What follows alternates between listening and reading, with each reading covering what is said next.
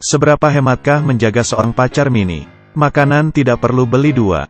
Satu saja dia tidak dapat habiskan. Sebungkus roti bulat. Itu adalah camilannya untuk bulan ini. Apalagi pakaian.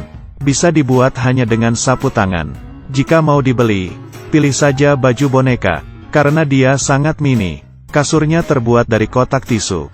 Bak mandinya terbuat dari mangkok. Toiletnya dari pot bunga. Mau keluar hanya melompat ke dalam saku. Tidak hanya irit biaya transport tetapi juga paling aman. Saat belajar bisa ngobrol bersama.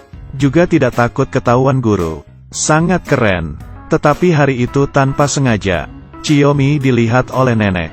Yang tak terduga adalah, nenek sama sekali tidak terkejut. Malah membuat baju baru untuk Xiaomi. Cantik sekali. Tetapi kenapa pakai kimono? Karena Thumbelina harus memakai baju yang bagus ini. Xiaomi sadar. Ternyata nenek menganggapnya Thumbelina. Dibuat juga sabuk yang cantik. Di saat ini Shunichi pulang. Di saat nenek ingin mengambil barang, dia segera mencari Xiaomi. Ingin membawanya kembali ke kamar. Adik Xiaomi tiba-tiba datang mencari Shunichi. Shunichi pun ditarik ke kamar. Mau apa ini? Xiaomi ingin ikut melihat. Tetapi tubuhnya yang kecil, sangat susah untuk memanjat tangga. Setelah selesai pun Xiaomi belum naik sampai atas. Untung saja tidak diinjak. Keesokan hari tiba-tiba nenek sakit. Shunichi segera membawanya ke rumah sakit. Setelah itu dia membuat jas ingin ke toilet. Tiba-tiba seorang gadis muncul. Dia mengangkat jas itu dan digoyangnya. Xiaomi pun terjatuh. Ketemu barang bagus.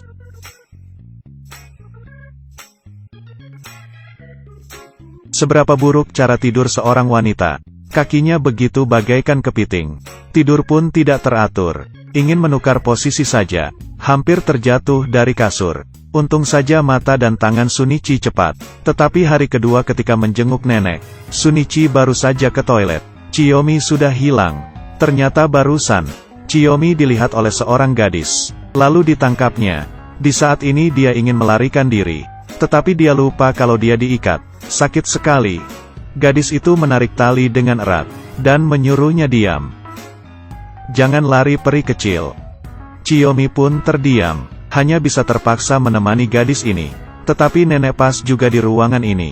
Melihat Shunichi masuk, Xiaomi terus melambaikan tangan.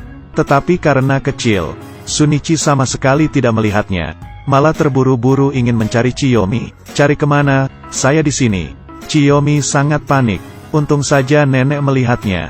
Dan memberitahu gadis itu, bahwa Xiaomi adalah peri Thumbelina. Kamu tidak boleh mengikatnya. Gadis itu pun percaya, memberi Xiaomi kebebasan. Di saat gadis itu tidur, Xiaomi keluar dari selimut. Tetapi bagaimana cara menghubungi Shunichi? Tiba-tiba pintu terbuka. Nenek membawa Shunichi masuk. Dia membuka selimut. Bukannya ini Xiaomi yang saya cari. Xiaomi. Shunichi. Shunichi memegang Xiaomi. Bodoh.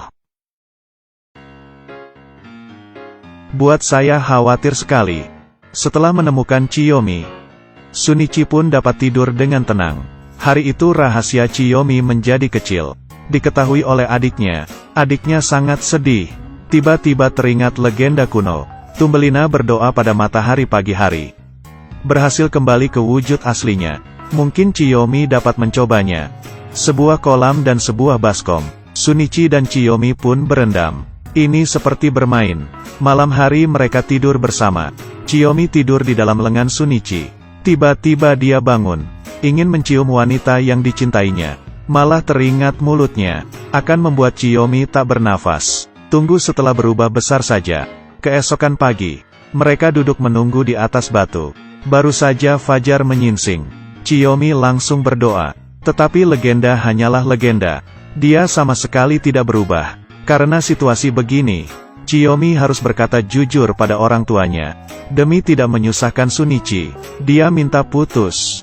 Tetapi di saat ini, sebuah mobil datang dengan laju. Shunichi tidak sempat menepi. Sehingga tertabrak. Dia terus melindungi Xiaomi. Kemudian tergeletak di lantai. Pemilik mobil itu pun berlari. Dengan susah Xiaomi memanjat keluar. Melihat Shunichi yang terluka, dia sangat panik. Di saat ini seorang wanita datang. Dia melihat Xiaomi. dan terkejut setelah Qiaomi melihat, ternyata ibunya. Karena desakan Qiaomi yang cemas, ibunya menelepon ambulan, membawa Shunichi ke rumah sakit. Qiaomi juga kembali ke rumahnya. Setelah dijelasin, keluarganya pun menerima kenyataan bahwa Qiaomi berubah menjadi kecil. Tetapi karena kecelakaan mobil, Shunichi mungkin saja tidak dapat sadar kembali. Qiaomi merasa bersalah. Dia sadar bahwa tidak penting lagi dapat berubah menjadi semula atau tidak. Saya mencintaimu. Kita terus bersama saja. Dia menekan dagu Shunichi, kemudian mencium bibirnya. Suatu cahaya muncul. Tidak lama kemudian, Shunichi terbangun. Qiaomi sangat senang hingga menangis. Dia menciumnya sekali lagi. Suatu cahaya yang sama, tetapi kali ini, Qiaomi yang berubah menjadi normal, tetapi juga merasa kedinginan. Kamu pergi pakai baju saja dulu. Qiaomi segera menutup diri dengan selimut, dan terus berciuman. Di saat ibunya masuk dan melihat. Aduh. Setelah tamat mereka pun menikah. Setelah mengalami kesusahan bersama, mereka akan lebih saling menghargai. Berharap kalian semua juga menghargai pasangan.